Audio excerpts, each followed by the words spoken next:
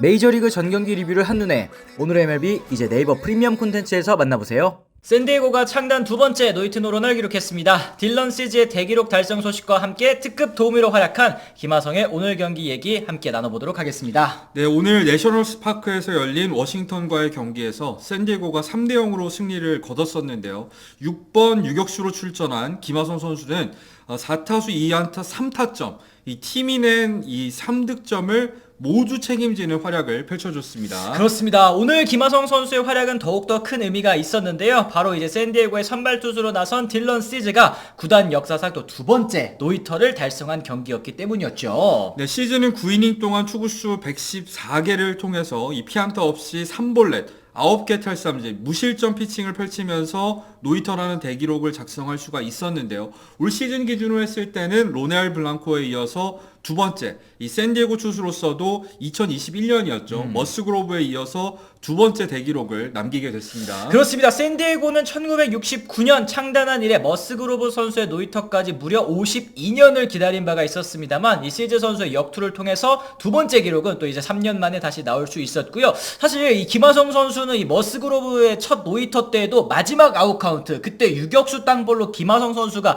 직접 처리했었던 것도 기억이 나고 그 장면 하이라이트에 계속 이제 반복이 됐었는데 두 번째 또 노히터에서도 결정적인 역할, 결정적인 3타점 결승타를 또 기여했다라는 거 언급해드리고 싶네요. 네, 그리고 시즌은 사실 화이트삭스 소속이었던 2022년, 그러니까 2년 전에 미네소타전에서 아웃카운트를 딱 하나 남겨놓고 안타를 맞아서 노히터가 무산된 적이 있었거든요. 그때 이 타자가 바로 지금 팀 동료인 루이스 아라에즈였었습니다. 그쵸. 이때 이제 미네소타 소속이었기 때문에 아라에즈는 이 우익수 존슨이 마지막 아웃크로 딱 잡아낸 다음에 이 노히터 공을 받아서 또 세이즈한테 전달을 했다고 하더라고. 이때 또 두 선수가 무슨 얘기를 나눴을지 또 너무 궁금하기도 합니다. 네, 오늘 시즈 피칭에 대해서도 좀 얘기를 해보자면은 워싱턴 타선을 상대로 가장 인상적이었던 건 역시 슬라이더였습니다.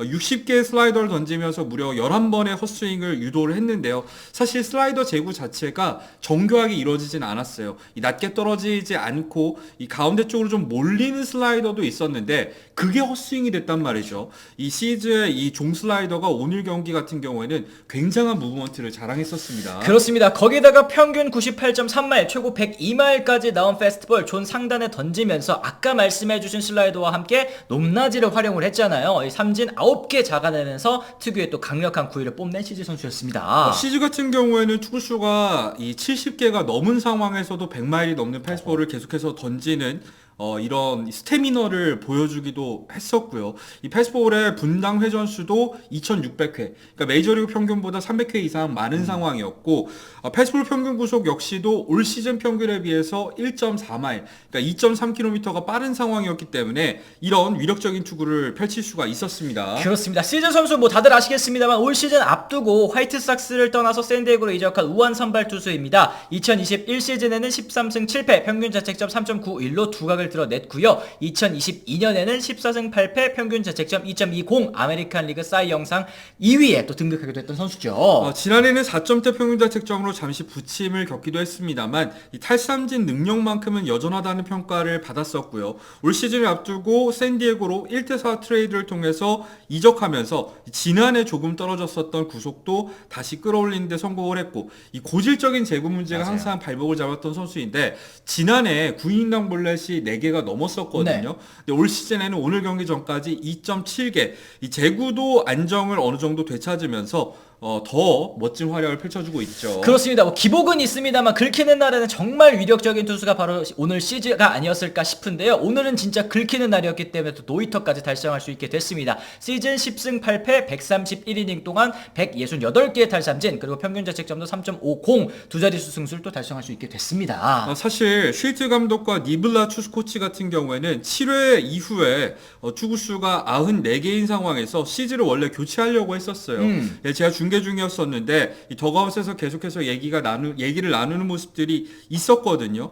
그 이유는 역시 날씨가 습하기도 하고 경기 초반에 우천 지연을 통해서 1시간이 넘게 지연이 된 상황이었기 때문에 이 선수 보호 차원에서 원래는 교체를 가져갈 생각이었다고 합니다. 그렇습니다. 더가웃으로 들어간 시즌 무슨 말을 했을까? 한 번만 더 기회를 달라. 제가 뭐 흔들리면은 그때 내리셔도 아무 말 안 할 테니까 한 번만 더 기회를 달라고 했고, 또 쉴트 감독이 그걸 또 믿고 계속 마운드에 올렸는데요. 다행히도 29로 남은 2이닝 이닝을 처리하면서 또 대기록을 달성할 수 있게 됐습니다. 현우 의원님께서는 중계 도중에 시즈 선수가 이 노히트를 오늘 달성할 수 있을 것 같다. 이걸 뭐 3회 때 딱 느끼셨다고 하더라고요. 그렇죠. 이현지 캐스터와 함께 중계를 했었는데 제가 이현지 캐스터한테 3회 이 사실은 조금은 설레발일 수도 있겠지만 노히터 지금 이번 시즌 몇 개인지 이 샌디에고가 지금 몇 번째 노히터인지 미리 찾아보고 네. 멘트를 준비하라는 말을 했었던 게 정말 이게 뭐 단순히 수치뿐만 아니라 육안으로 보더라도 오늘 시즈의 공이 그만큼 심상치가 않았었습니다. 거기다가 시즈 같은 경우에는 막판까지 스태미너를 유지해주는 선수이기 때문에 저는 왠지 대기록이 나올 수 있을 거라는 생각이 들었었어요. 대단합니다. 어쨌든 이 김하성 선수도 오늘 이 시즌의 대기록에 정말 큰 역할을 해줬습니다. 1회 솔라노의 안타 그리고 보가치와 크로네너스의 볼넷으로 만들어진 2사 말루 찬스에서 1시간 16분의 우천 지연. 하필 또 김하성 선수 타석 앞두고 이렇게 또 지연이 됐었단 말이에요. 그런 상황에서 이제 김하성 선수가 이 지연 이후에 다시 타석에 등장을 했는데 9구까지 가는 승부를 끈질기게 펼친 끝에 좌익수 우드 앞에 떨어지는 처음에는 2루타로 기록이 됐었는데 나중에 뭐 단타로 정정이 되긴 했지만 싹쓸이 3타점 적시타를 때려내면서 이 샌디에고의 모든 점수를 만들어냈었습니다. 그렇습니다. 김하성 선수는 수비에서도 또 1회 말 멋진 태그로 도루를 시도한 레인 토마스를 또 잡아냈었고요. 4회 말에도 또 까다로운 병살타를 엮어내면서 수비에서도 또 큰 도움을 줬습니다. 이 까다로운 병살타라는 게 다름이 아니라 5, 6, 3 병살타입니다. 그쵸. 이게 사실은 쉽지 않거든요.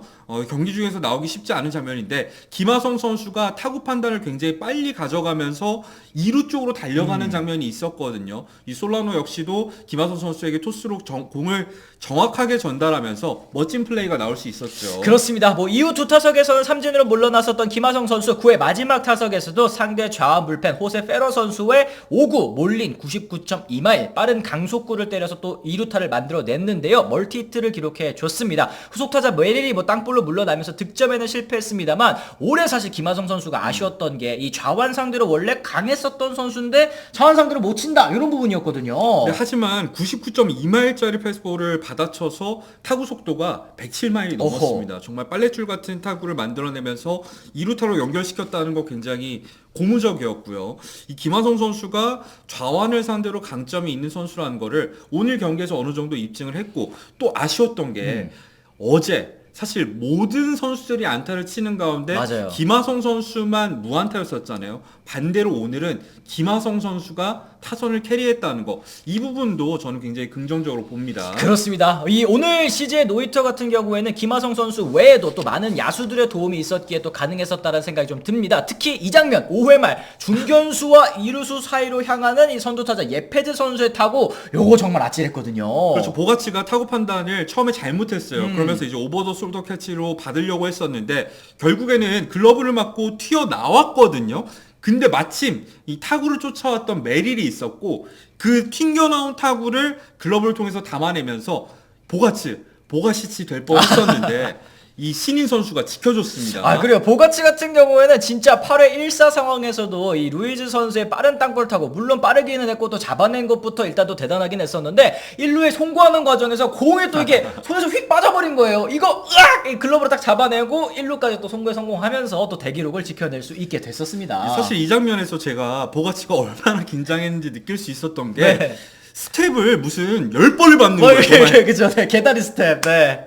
공을 더듬은 거 역시도 굉장히 부담을 느꼈던 상황인 것 같은데 리커버리를 통해서 아웃카운트로 연결한 게 참 다행이었었습니다. 그렇습니다. 어쨌든 이날 승리로 5연승을 달린 샌디에고 55승 50패로 또 세인트루이스 반경기 차로 제치고 내셔널리그 와일드카드 3위로 또 올라설 수 있었습니다. 이 대기록을 통해서 또 팀 전체적인 분위기를 끌어올렸다라는 점이 남은 시즌에도 정말 크게 작용하지 않을까 싶거든요. 일단 샌디에고에게도 굉장히 의미 있는 경기였지만 이 김하성 선수도 타격 부재인을 딛고 반등에 성공할 수 있는 좋은 계기가 될 수 있었던 경기였다는 생각이 들었습니다. 그렇습니다. 여러분들께서도 오늘 경기 보시면서 또 어떻게 생각하셨을지 또 시즈 선수에 대한 이야기, 김하성 선수에 대한 이야기 다들 있으실 것 같습니다. 댓글을 통해서 또 남겨주시면 좋을 것 같고요.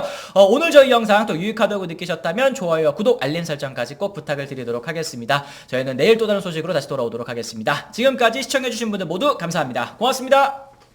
I'm ready to go. I'm ready to go.